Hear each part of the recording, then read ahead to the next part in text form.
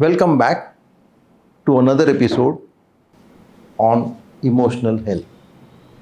In the previous episode, we talked about self control and that this self control is to be by sublimation and not suppression. That is, after removal of your unrealistic beliefs. And we mentioned that the commonest unrealistic belief is that all natures are the same type, only you have to do some hard work. In this episode, we are going to see the varieties of human nature at all levels of existence: physical, mental, and personality. So, before we see differences at all these three levels, let me define these terms. All of us have a body, a mind, and a personality. So, what is personality? The personality is the I sense in each person. He is the doer of all activities and experiencer of all experiences. The I that talks, the I that listens, the I that thinks, the I that sleeps, that is the I. He is the CEO. This I is assisted by a mind and a body. So what is mind? Mind is the inner chamber in which the I works. It consists of various types of faculties and it helps the person to interact with the environment through the senses of perception and the senses of execution. Apart from the interaction with the environment, it can also serve as a stage for some mental functioning like thinking. The body consists of the organs of perception and execution through which the person functions through the mind. The rest of the body consists of the various systems for the upkeep of the body itself, like the digestive system, the respiratory system, the circulatory system, etc. And these systems are autonomous in functioning, that they function on their own. But when the person gets disturbed, the functioning of these systems is thrown out of gear, which results into the psychosomatic diseases. Apart from these three natural components, there is one guiding principle, and that is the belief. This is the measure tape on which we measure everything, including ourselves. And if this measure tape is incorrect, then all measurements based on it are bound to be incorrect. It is actually the basis of all our judgments and all our decisions. So if we have an incorrect belief system, then all our decisions, all our judgments are going to be incorrect. Now let us see the differences at the various levels of our nature. To begin with, at the physical level, we find that different people have different body structures. But primarily, there are only three types of body structures, and all others are got by the intermixture of these three basic types in different proportions. Some people are tall, thin, linear with bony prominences, prominent cheeks, prominent Adam's apple, prominent ribs. These are called ectomorphic structure. In Ayurveda, it is called Vat Prakriti. In homeopathy, it is called Soric miasm. Examples of this type, say Ishant Sharma or P.T. Usha or Johnny Walker. These are all ectomorphic structures. Then the second type is a roundish structure like Tuntun or Bharti. This is called endomorphic structure. In Ayurveda, it is called Kapha Prakriti. In homeopathy, it is called psychotic miasm. These types of people appear to be well built. The third type is the muscular type or the athletic build, called mesomorphic structure, or in Ayurveda known as Pitta Prakriti, in homeopathy as syphilitic miasm. Now, which of these three is healthy, which is unhealthy? None of them. They all Muscular are. is healthy. Yeah? Muscular is healthy. Muscular healthy, yeah? Anybody else with a different opinion? Lean and thin. Lean and thin. Lean and One, thin, right. Nobody is opting for the middle one? Well, whatever your preference, it is incorrect. Because all three are okay in their own way. For instance, the ectomorphy is more prone to arthritis. The endomorphy is more prone to diabetes. The mesomorphy is more prone to peptic ulcer and hypertension. So none of them is good or bad, but we label them good and bad. And then what happens? We want to change the structure to fit into our labeling. That is why most endomorphic type of people, particularly women, try to change over to ectomorphy or mesomorphy, and for that undertake crash dieting to such an extent that they start feeling giddy because the blood sugar goes down, but the structure is not going to change. Similarly, when the child is of the ectomorphic type, most parents, particularly mothers, they say how sickly, and they want to change the child's build to mesomorphy or endomorphy by overfeeding the child.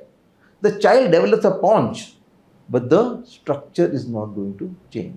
So rather than trying to change the structure to fit into what you believe to be good, change your beliefs and accept these three as they are. Otherwise, you are going to invite emotional disturbance.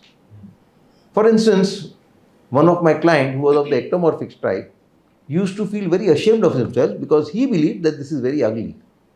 He was so very self-conscious that even as a schoolboy, he used to sit on the last bench so that others don't see him. And as he grew up, he would wear loose clothes like kurta and pajama to hide his so-called ugliness. Another client of mine with the same structure used to feel very proud of himself because he said, I have no problem with weight gain or weight loss. Now both the reaction, that of pride and shame, are incorrect because this is neither good nor bad. It is what it is, and you better learn to accept it as it is. Yes? So there are a lot of youngsters have a body image problem. So is it relating from here only, or is it some kind of a illness process? Lot of youngsters. It starts with this, Yeah. but can progress to illness level. It can. Yeah, they are obsessed, the youngsters, like they want to be like this or like Yes, that. yes.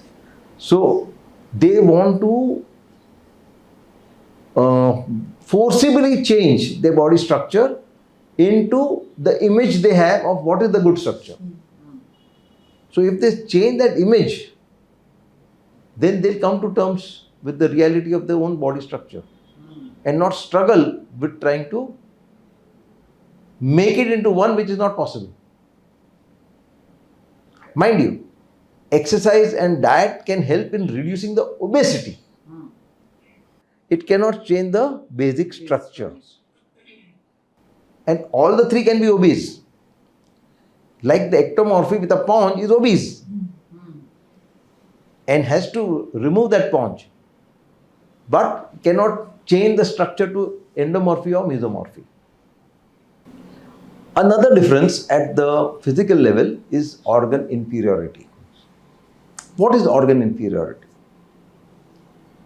Our body has several systems like the digestive system, circulatory system, excretory system, respiratory system, and there is a gradient among them.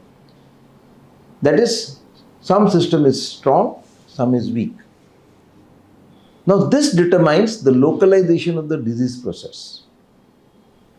Why is it that when we have emotional disturbances, some person suffers from hypertension, someone suffers from diabetes, somebody else suffers from bronchial asthma, somebody gets peptic ulcer? This is determined by the organ inferiority. The weakest system gets attacked first. Now if you strengthen this weaker system with the help of medicines, the next system will now get attacked. If you strengthen that, the third one gets attacked. So the organ inferiority determines the localization of the disease process as well as the progression of syndrome shift. Coming to the mental level, all of us are endowed with 5 faculties. Which are they? Communicative, sentient, retentive, rational, and cognitive. Each of these have their own functions. The communicative helps us to become aware of the surrounding and to express ourselves. The sentient enables to experience feelings of pleasantness and unpleasantness. The retentive faculty is the basis of our memory and learning. The rational faculty enables to think, to understand, to explain.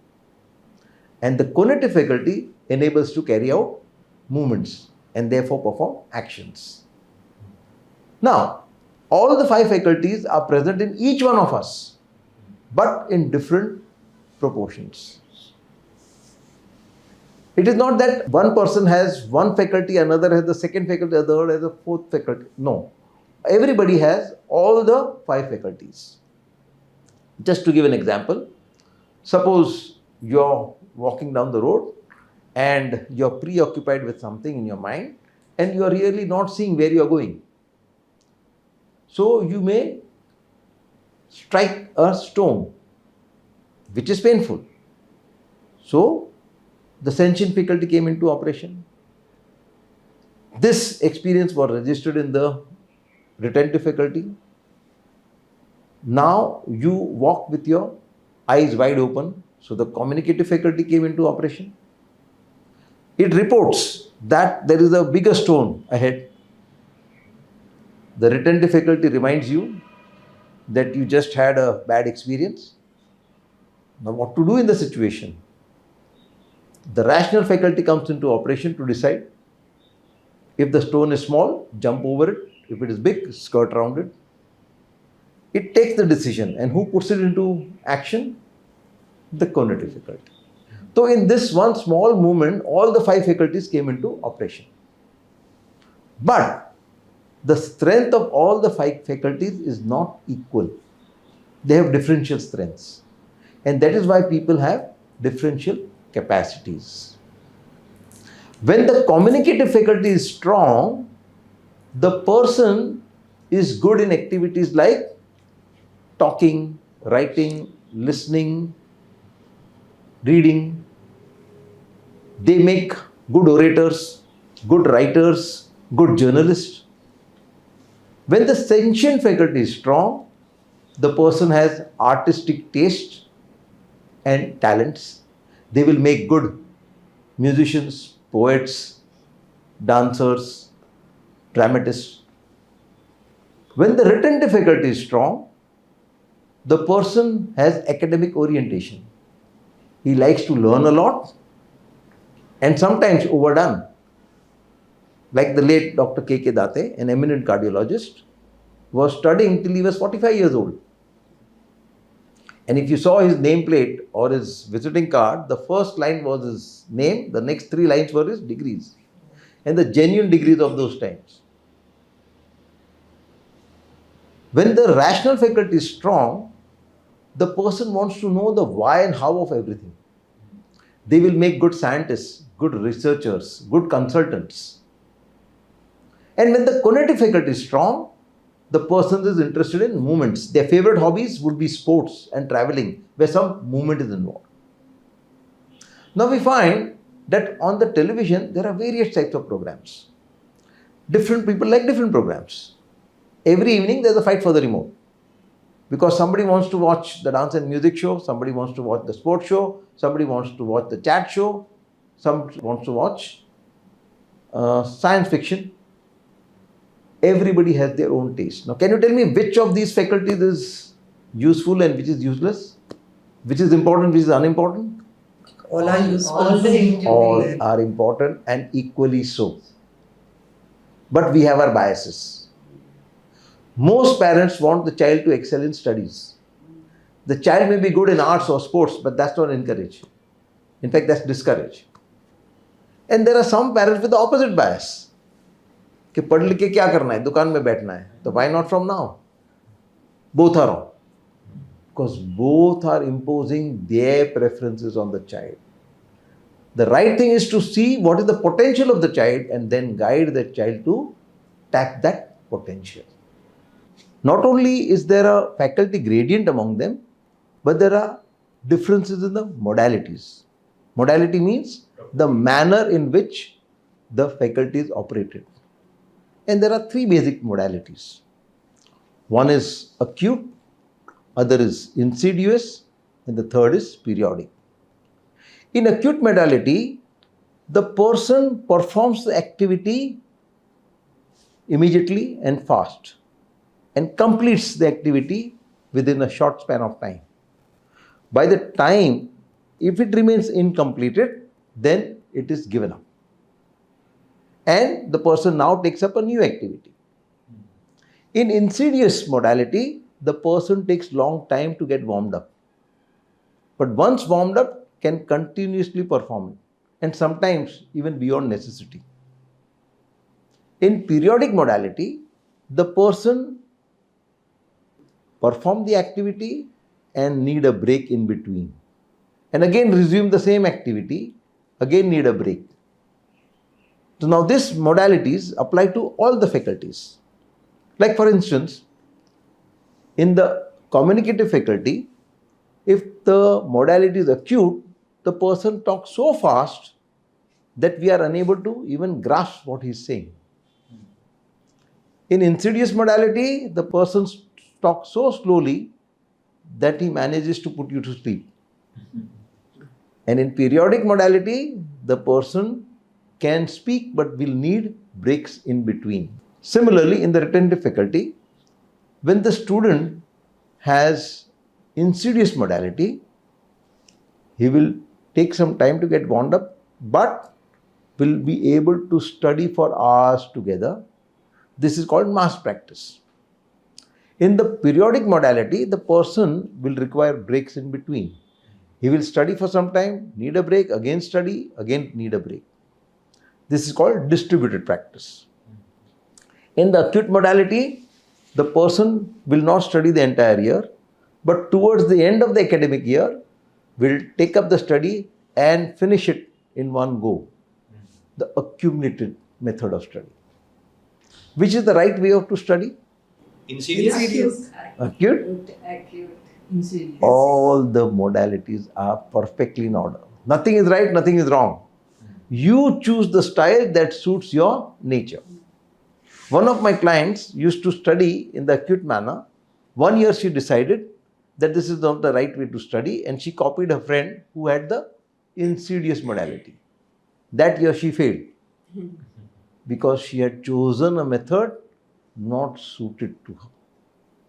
So all the modalities are perfectly in order. One has to perform the activities that suits you the best, at the same time accept the modalities of other people's functioning. Apart from this, there are other differences at the personality level we shall consider in the next episode.